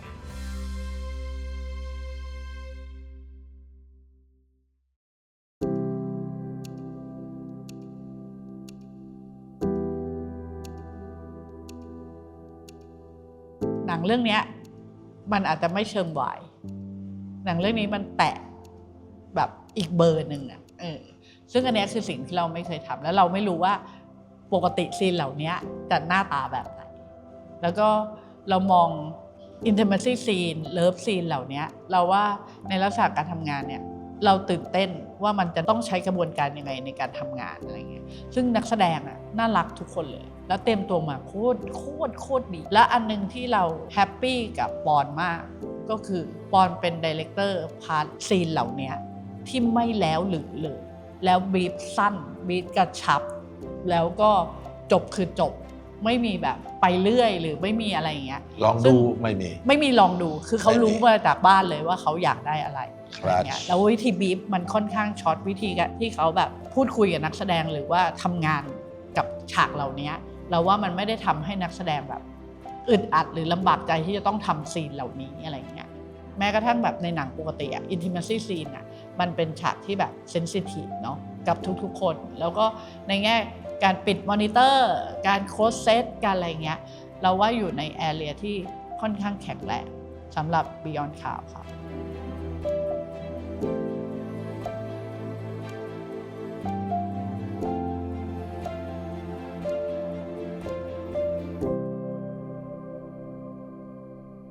การสลับโพอะไรเนี่ยไม่ได้อยู่ใน intention ที่รู้สึกว่าฉันต้องทำเพื่อเก๋นะแต่เรารู้สึกแบบนั้นจริงกับตัวละคร เราเชื่ออย่างนั้น ถึงแปลกคำว่าซินดี้เกย์แต่แรกเพราะว่าถ้าเกิดสมมติว่าบอกซินดี้เกย์ปุ๊บคุณไม่ต้องฟิกเรื่องโพ ใช่ มันเป็นความลื่นไหลในความรู้สึกของตัวละครไม่ได้แปลว่าคนที่กระทำจะต้องแมนกว่าเสมอไปและคำว่าแมนกว่าวัดกันตรงไหนเส้นแมนเนี่ยวัดกันตรงไหนมันก็เลยวนกลับไปคำว่าชายเนี่ยชายคำว่าชายแท้ชายจริงชายนี่ชายนั่นเนี่ยวัดกันตรงไหนใช่เราพยายามพูดถึงสิ่งนี้ในเรื่องชายโดยที่เราไม่ตะโกนมันออกมาซึ่งใช่ไหมว่าไอ้เลิฟซีนของดารันไกเลอร์ที่ไกเลอร์เป็นผู้ถูกกระทำเราไม่ได้ใส่มาเพื่อให้คนรู้สึกว่ามันเสียวความเสียวคือผลพลอยได้แต่มันเล่าไปลึกกว่านั้นว่าทำไมไกเลอร์ถึง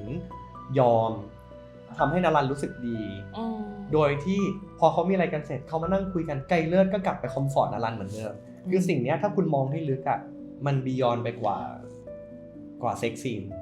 ความสัมพันธ์มันเป็นแบบนั้นใช่มันฟังก์ชันของมนุษย์ที่มันมาคอนเนคกันมันหลากหลายมากๆแล้วคิดว่าแบบไอ้ความชายที่เราพยายามจะเล่ามันคือ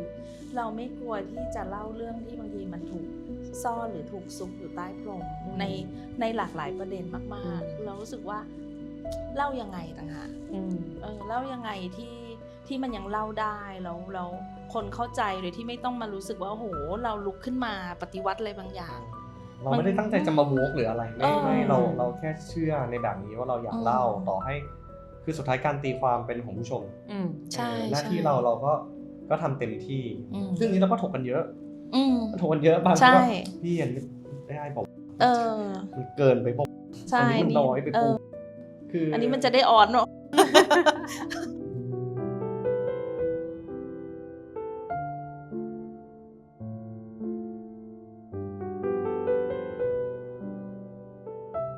มันมีภาวะในชีวิตที่เราเคยเจอคนอย่างธันวาและเป็นธันวาที่ไม่มีวันคิดได้ใช่ ธันวาที่ยังจะใช้ชีวิตแบบนั้นตลอดไปใช่เราเคยคุยกันนี้กันด้วยซึ่งคนที่อยู่ในภาวะที่ตินเจอมันไม่ได้มีความสุขมันทุกข์มากในความสัมพันธ์แบบนี้เพราะฉะนั้นเนี่ยเราจะเห็นธันวาเป็นแบบเดิมตลอดไปมันมีเยอะแล้วตินเขาเองพอเขาเป็นคนมุ่งมั่นเขาคนจริงจังกับความสัมพันธ์จริงจังกับทุกเรื่องต่อให้เขารู้สึกว่าเขาจะผ่อนคลายลงแต่ไม่มีใครหรอกอยากอยู่ในความสัมพันธ์ที่ไม่จริงจังและไม่ชัดเจนใช่ไหมตอนนั้นก็มีความรู้สึกเหมือนกันว่าหรือว่าตินไม่สมควรจะต้องคบใครเพราะว่ารู้สึกว่ายังไม่พอในช่วงเวลาในเรื่องเนาะแต่สุดท้ายเรา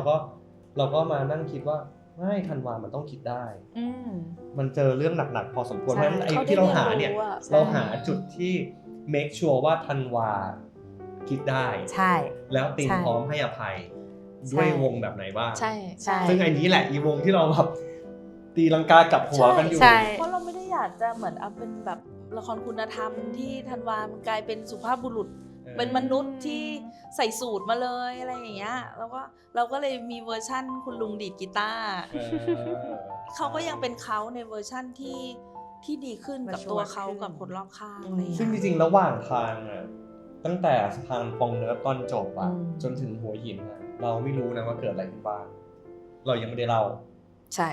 เรายังไม่ได้เล่าเพราะฉะนั้นอันนี้เป็นสิ่งที่เรื่องราวกว่าจะอายุวัยแบบ7-80มันมีอะไรเยอะมาก80ดีกว่า80ต้อง80กว่ามีอะไรเยอะมากแล้วเพราะฉะนั้นเราไม่รู้หรอกว่าภาพที่เห็นนั้นจริงๆแล้วระหว่างทางใช่อาจจะคิดดูว่าถ้าเขาจูงมือกันกลับมาเมืองไทยมันไม่ได้จบด้วยการเห็นใส่แหวนอยู่ที่นิ้วนางชีวิตมันยากมาก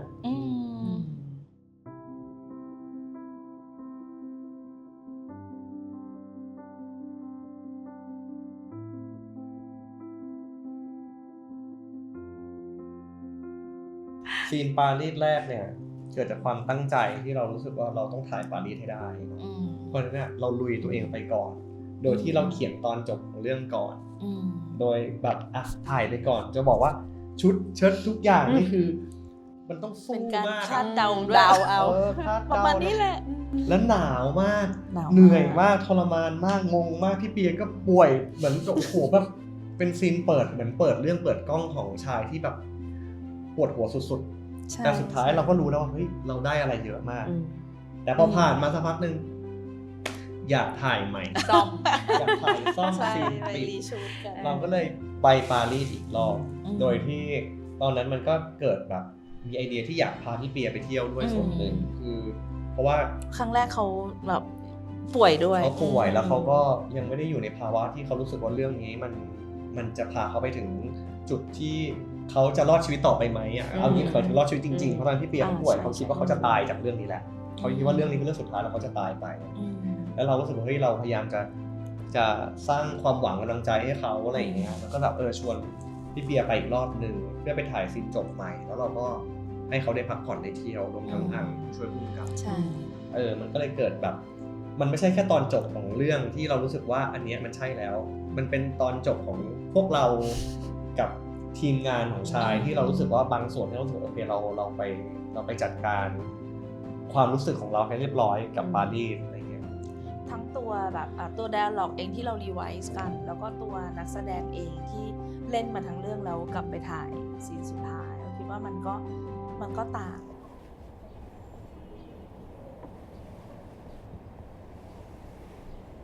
วานิลาสกายที่สะพานพรมเนิร์ฟสวยจริง ๆ ด้วย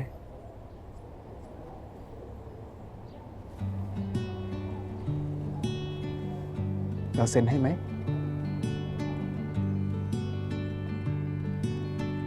หลายๆเจ้าหลายๆบริษัทหลายๆเรื่องก็น่าจะมีค้อนๆกันคือพี่เองยังแอบค้อนเลย เห็นแล้วแบบว่าหมั่นไส้หมั่นไส้ในความดีงามเพราะว่าอะไรล่ะเพราะว่าปกติเราวิธีการคำนวณการถ่ายทำการทำโปรดักชันเนี่ยถ้าละครปัจจุบันทั่วๆไปเนาะไม่ใช่แต่งองค์ทรงเครื่องไม่ได้แต่งเขาเรียกว่าไม่ได้เป็นละครพีเรียดหมายถึงว่า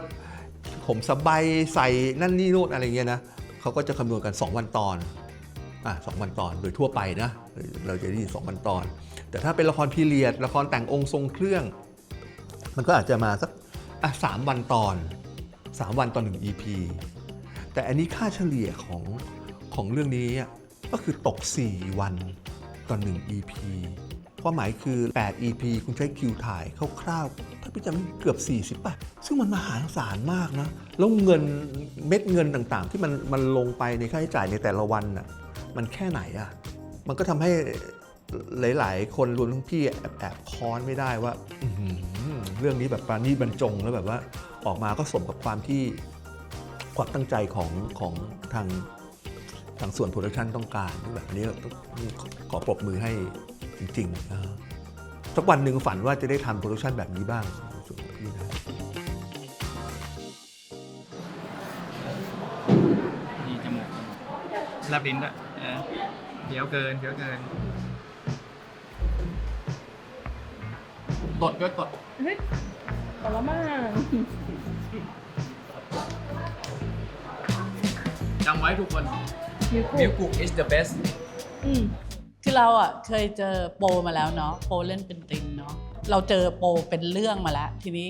สำหรับตัวโปเนี่ยเรารู้จักเขาในแง่ของวิธีการเข้าฉากหรือว่าวิธีการทำการแสดงว่าวิธีการใช้เวลาหรือว่าแต่เมื่อเขาเข้ามาเขาอาจจะใช้เวลามากกว่าคนอื่นมากเขาเป็นคนเก็บรายละเอียดในทุกสิ่งเสื้อผ้าหน้าผมชุดเชิ้ตข้าวของพ็อปเพิบอะไรเงี้ยต้องเป๊ะถ้าไม่เป๊ะเนี่ยเขาจะยังไม่มีความพร้อม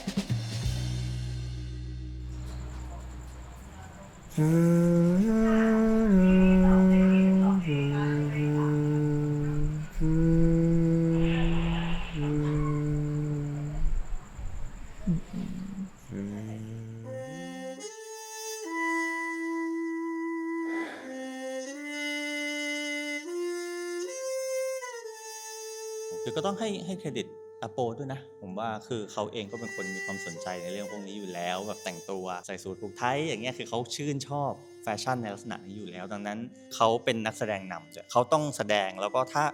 ถ้าเขามั่นใจเนี่ยทุกอย่างมันจะไหล แต่ปัญหาจะเกิดทันทีถ้าเขาไม่เชื่อในสิ่งที่เขาใส่ดังนั้นแล้วความคิดเห็นของอาโปเนี่ยมีผลมากเหมือนกันเพราะว่าบางทีเราโยนหลายอย่างไปเลยนะใช่มันก็ต้องมาว่ากันแต่ด้วยความที่พอเขามีฟาวเดชั่นของเรื่องนี้อยู่แล้วอะครับเขาก็ทุกคอมเมนต์ของเขาอะมันเลยสอดคล้องไปกับสิ่งที่มันเป็นด้วยโปอาจจะมีเปลี่ยนชุดหลายชุดกว่าที่เราจะเริ่มได้ อะไรอย่างเงี้ยซึ่งในส่วนนั้นอะของโปใช้เวลาเยอะจริงๆแต่ว่าเมื่อเขาเข้าฉากแล้วอะโปเป็นคนที่ใช้เทคน้อยแล้วโปเล่นได้เลยอันเนี้ยเราก็รู้สึกว่ามันแลกมันมีบางอย่างที่เขาเพลฟตัวเองนะช่วงเวลาเหล่านั้นอะแต่เมื่อเขาเหยียบเซตจริงๆแล้วเราคอแอคชั่นเนี่ยคือเขา ready for it เราคุยเรามองว่าชาวบ้านชาวด้วยคำแสงเขาจะมองอีกแบบเขาไม่ได้เป็นแบบนั้นเราเรียนรู้น้อยมากเลยความลำบากของโลกอย่างเงี้ยมายเนี่ยก็จะมีออปชันหลายๆอย่างให้ผู้กำกับอยู่บางอันอาจจะเป็นอย่างที่ผู้กำกับอยากได้บางอันอาจจะไม่ใช่อะไรอย่างเงี้ยแต่ข้อดีของมายคือมายใช้เวลาช็อตมากในการที่จะเข้าเป็นสิ่งที่ผู้กำกับต้องการสมมติดิเรกชันนี้เล่นดิเรกชันนี้ผู้กำกับปรับขอดิเรกชันนี้อะไรอย่างเงี้ยคือมายเป็นคนที่สวิตช์สู่ดิเรกชันหลายๆแบบอะได้ค่อนข้างเร็วแล้วใช้เวลาช็อตมากแล้วก็ทำได้ดีด้วย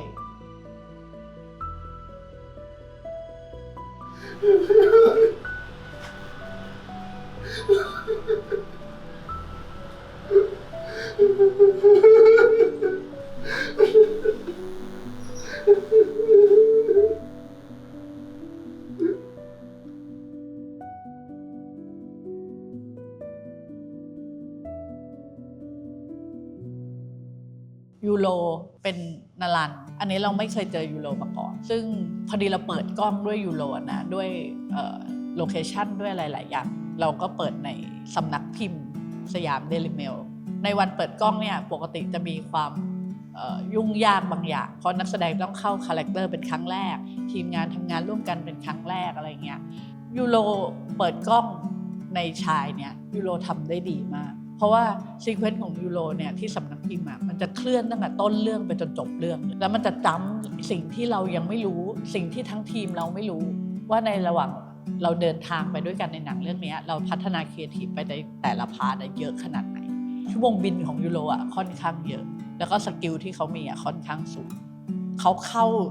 ถึงพอยต์นั้นได้ในเวลาที่สั้นมากค่อนข้างแบบประทับใจกับวิธีสกิลที่น้องมีสำหรับยูโรนะจริงเราเคยเจอสนมาบ้างแล้วแต่ว่าไม่เยอะเป็นแบบชิ้นเล็กๆอะไรอย่างเงี้ยซึ่งเรารู้สึกว่าปกติเราจะติดกับภาพที่สนหล่อเนาะแต่ว่าเรื่องนี้สนจะเล่นเยอะแล้วก็ถึงเวลาจริงๆก็คือเมื่อมันมีช่องให้เขาได้เล่นอะไรเงี้ยเราว่าในเรื่องนี้เป็นจังหวะที่สนได้โชย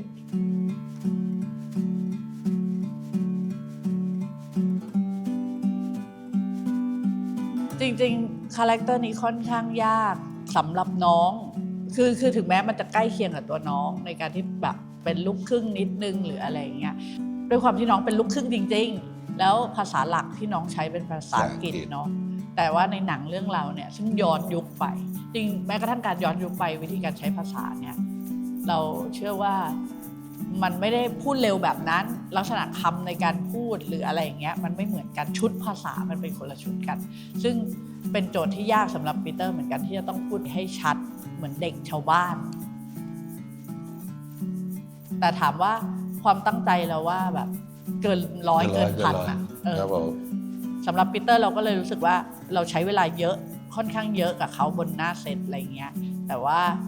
น้องทำได้ขนาดนี้ถือว่าดีมากแล้วเพราะว่าโจทย์ที่น้องมีค่อนข้างยากแล้วก็ความใหม่ของน้องอะไรอย่างเงี้ยแต่ถ้าถามว่าความตั้งใจเงี้ยเรา no doubt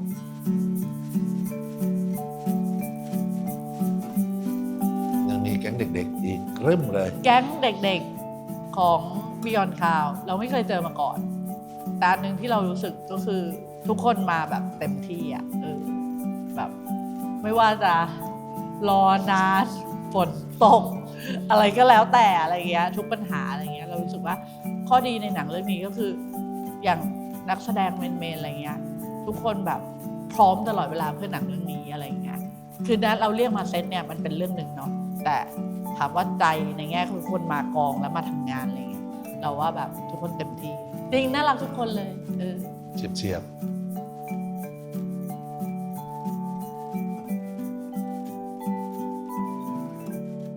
ชุดของมอยล่าแต่ละชุดที่หนังเรื่องนี้ครีเอทเนี่ยเราว่าแบบเป็นชุดที่พิเศษทุกชุดแล้วก็ทุกชุดแต่งยากมากและใช้เวลาเยอะมากทุกทรงผมทุกหน้าตาอะไรอย่างเงี้ยแล้วก็ในแง่ของแบบการแสดงเนี่ยกับชุดที่ค่อนข้างมีความยากไม่ใช่ชุดในชีวิตประจำวันนะมอยล่านี่คือแบบโอ้โหมอยล่าเนี่ยจะเป็นคนที่ทันสมัยกว่าคือเขาสามารถนำเทรนด์สมมติคนปกติแต่งตาสีน้ำตาลชีก็ไปตบสีฟ้ากับสีชมพูมาแล้วก่อนหน้าผู้คนแล้วอย่างผมเนี่ยชีก็จะใหญ่กว่าชาวบ้านเขาอะไรเงี้ยแล้วชีก็จะมีความแบบวันๆก็ไม่ต้องทำอะไรก็คือแต่งหน้าทำผมอย่างเดียวของพี่นกเนี่ยพี่นกจะถูกเรียกมาเตรียมตัวก่อนเยอะหรือในบางวันที่มันเปลี่ยนลุคเยอะๆเนี่ยพี่นกแทบไม่มีเวลากินข้าวอะไรเงี้ยแต่ว่าพี่นกแบบไม่ช่วยทำให้กระบวนการเหล่านี้มันง่ายมากแล้วเป็นไปได้อะไรเงี้ยฟิน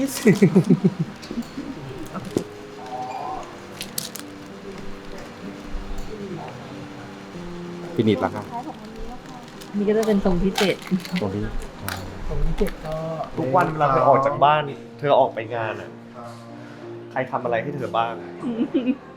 เหมือนแบบมอยล่าต้องยืนอย่างนี้ทุกคนทำยังไงบ้างคะพี่นกทำตัวยังไงบ้าง เหยียบเข้าใกล้ๆไม่ต้อง professional มากพอเขามาถึงปุ๊บเขาก็จะนั่งนิ่งทำให้เราแล้วเขาก็จะรู้หมดเลยว่าอันนี้เป็นอย่างนี้แล้วบางทีเรางงพี่นกก็จะบอกว่า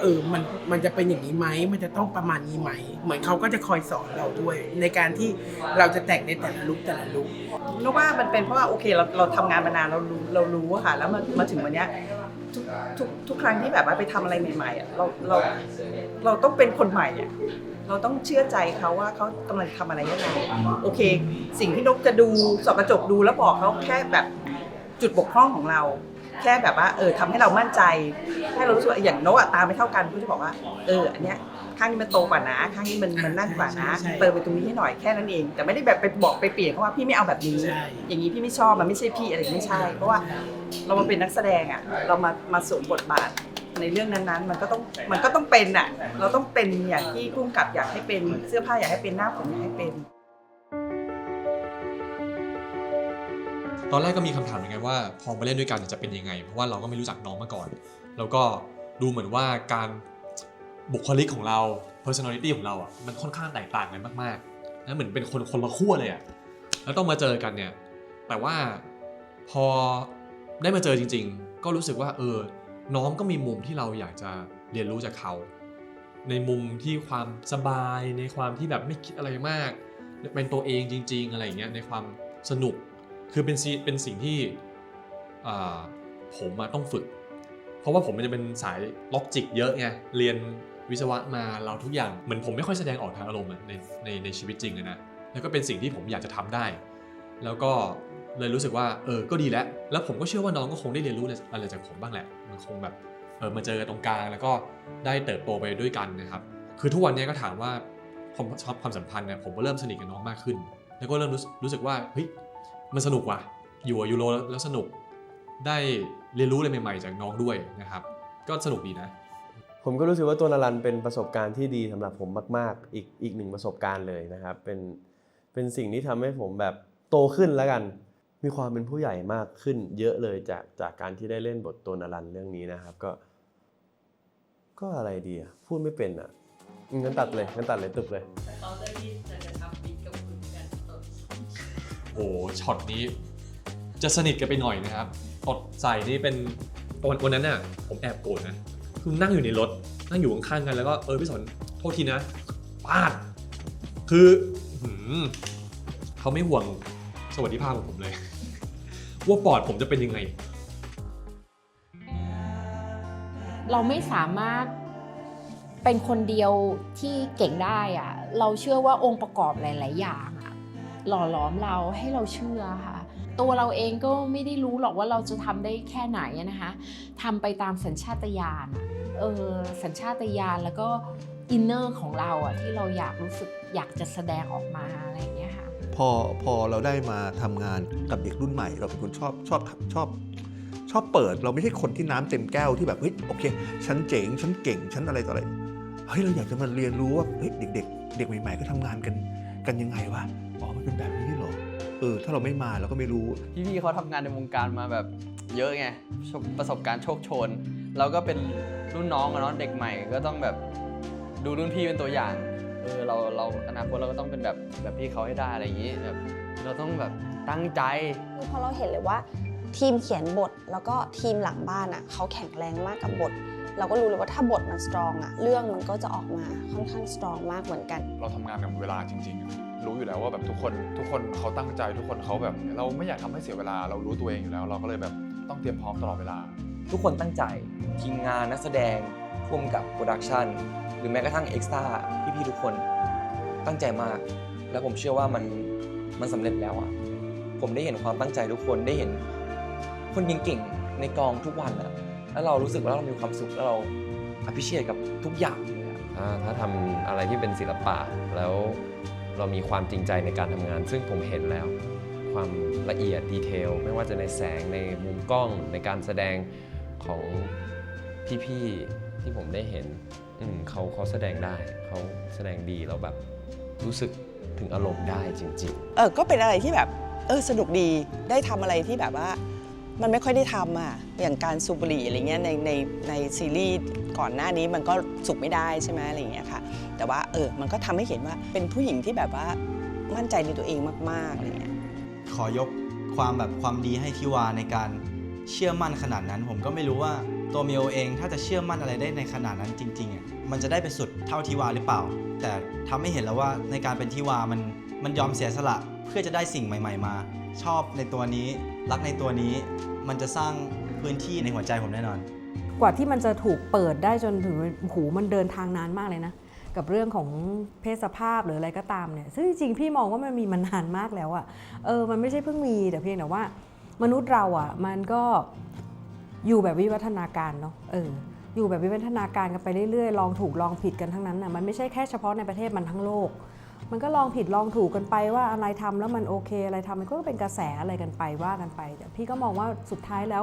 มนุษย์เราอ่ะมันก็คือคนหนึ่งคนเนาะใจหนึ่งใจ ใจหนึ่งใจที่มันไปอยู่ในร่างที่เป็นหญิงและชายแต่ตัวความรู้สึกที่มันจะข้ามออกมาอันนี้มันเป็นเรื่องที่ห้ามกันไม่ได้การที่เราได้อยู่ในสังคมแบบนี้มันเป็นเรื่องปกติมากๆแล้วเราก็ได้เห็นว่าแต่ละคนเขามีความน่ารักมีคาแรคเตอร์เป็นแบบไหนอะไรเงี้ยเราก็เลยเห็นว่า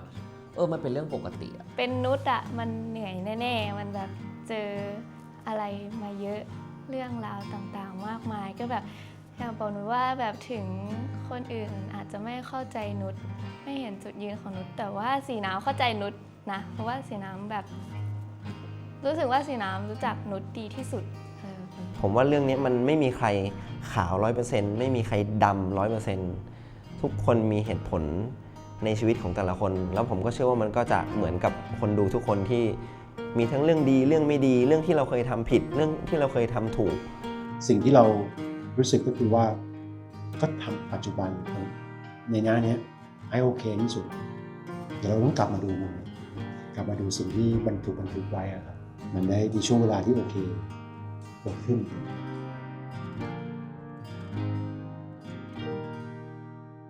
คนหนึ่งคือเฝ้ารอกันมานานจนกระทั่งได้แต่งงานกันจริงๆจากวันที่ไม่เคยยอมรับในตัวเองวันที่ยอมรับในกันและกันจนกระทั่งวันถึงวันที่แบบเรายอมรับกันทั้งคู่แล้วใน 2568 ที่สามารถได้จดทะเบียนสมรสได้ด้วยในประเทศไทยของคู่รักเป็นเพศสภาพเดียวกันมันเป็นความงดงามว่าความเชื่อมันไม่เคยทำร้ายเราแต่อยู่ที่ว่าเราสามารถอยู่กับเขายอมรับเขาและปรับตัวไปพร้อมกับความเชื่อของตัวเองได้ไหมเราเห็นถึงความเป็นสัจธรรมของการใช้ชีวิตว่าสุดท้ายแล้วสิ่งที่เราควรจะเปลี่ยนบางทีอาจจะไม่ใช่โลกแต่ว่าคือเปลี่ยนจากสิ่งที่เป็นปัญหาของเราก่อนเราถึงจะไปเปลี่ยนโลกได้เพราะเรื่องนี้ทั้งเรื่องทุกคนอยากเปลี่ยนประเทศหมดอยากเปลี่ยนประเทศหมดแต่ว่ามีธันวาคนเดียวเองที่ไม่เคยอยากเปลี่ยนอะไรเลยจนกระทั่งเนี่ยจนมันโบรกแล้วมันแค่ได้เปลี่ยนความเข้าใจที่มีกับตัวเองมันก็เกิดมันเป็นอีกคนหนึ่งที่ สามารถทำให้โลกมันมีความสุขได้ เขียนหนังสือทำให้คนมีความสุขได้ เราสามารถปรับตัวได้ เราสามารถกล้าที่จะยอมรับในสิ่งต่างๆได้ เราสามารถที่จะเป็นตัวเองได้ เราสามารถที่จะเลือกได้ เราสามารถที่จะเจ็บปวดได้เราสามารถที่จะดีใจได้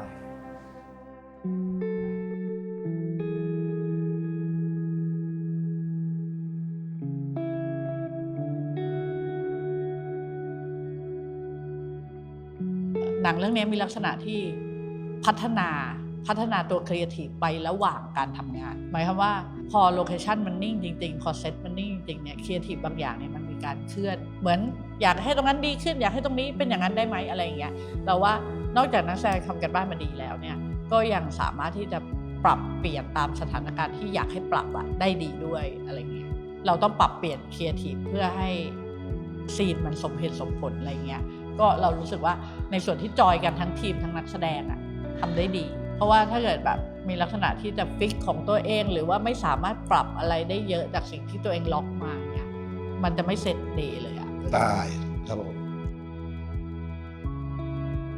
นักแสดงที่ดีคือเขากล้าที่จะเป็นเขาไม่มีตรงเนี้ยก็จะไม่มีเสน่ห์อะคือคุณยังไม่กล้าที่จะเป็นตัวเองหรือไม่กล้าที่จะทำความรู้จักตัวเองเลยคือคุณยังเป็นตัวเองในเวอร์ชั่นที่ยังหลบซ่อนอยู่อ่ะคุณเป็นนักแสดงไม่ได้แล้วเรารู้สึกว่านักแสดงแคสเนี้ยเขากล้าที่จะค้นหาว่าเขาเป็นใครแล้วพอเขามีคุณภาพเนี้ยเขากระโจนเข้าไปในตัวละครอ่ะมันเลยน่าสนใจ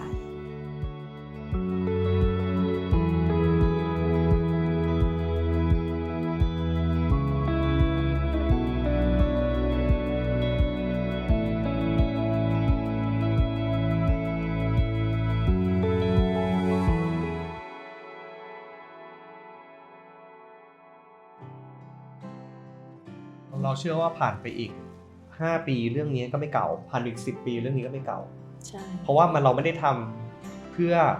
มาเลี้ยงกระแสใดๆกับความชอบใดๆของความชอบณปัจจุบันเช่นสมมติถ้าตอนนี้เราบอกว่าเทรนด์ตอนนี้แน่นอนทั้งประเทศนะวันนี้ปี 2025 คอนเทนต์ 80% ในไทยคือ Y Girl Love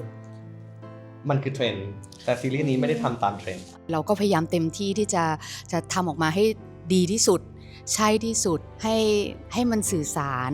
เล่าเรื่องราวของแต่ละคาแรคเตอร์บ่งบอกช่วงยุครวมถึงมิติของคาแรคเตอร์ต่างๆเราอยากให้มันเป็นการสะท้อนเบาๆในส่วนของแฟชั่นวัฒนธรรมในยุคนั้นในขณะเดียวกันเราก็พยายามที่จะสร้างสรรค์ใหม่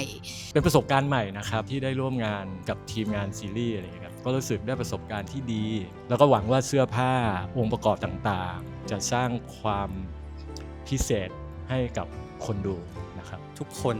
ในทีมเสื้อผ้าสไตลิ่งทำงานกันหนักมากครับเพื่อจะสร้างสรรค์สิ่งใหม่โดยที่ไม่ทิ้งรากฐานจากสิ่งเดิมขอบคุณพี่ปอนจริงๆที่พี่ปอนเป็นคนละเอียดมากละเอียดแม้กระทั่งเอ็กซ์ตร้าซึ่งเราว่าเราอยากให้ทุกคนลองมาดูเพราะมันไม่ได้ติดเกาะอยู่ในแบบโครงสร้างแบบเก่าๆในฐานะที่ทุกคนก็น่าจะสนุกสนานกับการสร้างสรรค์ก็ enjoy ชีวิตแล้วก็ enjoy การแต่งตัวไปให้เต็มที่แล้วก็สนุกไปกับมัน make it shine ด้วยกันเลยค่ะพี่เชื่อว่าหนังทุกเรื่องถ้าเราตั้งใจทำให้มันดีเคารพทำอย่างเต็มที่สุดกำลังของทุกๆฝ่ายเนี่ยตัวหนังมันก็บันทึกประวัติศาสตร์ในตัวมันเองของดีครับมีให้ดูครับเพราะนั้นก็เปิดใจดูสักนิดหนึ่งแค่นี้แหละครับผม เราเอาเรื่องนี้ไปเป็นตัวแทนของชุมชนคนไทยได้เลยในฐานะของทั้งผู้ผลิตเองหรือว่าเป็นคนไทยที่เป็นผู้ชมเองคุณไม่อายใครแล้วเราก็ภูมิใจไปด้วยกันก็ฝากไว้อีก10 ปีมาดูก็ยังมีความทรงจำเรานี้อยู่ตลอดไป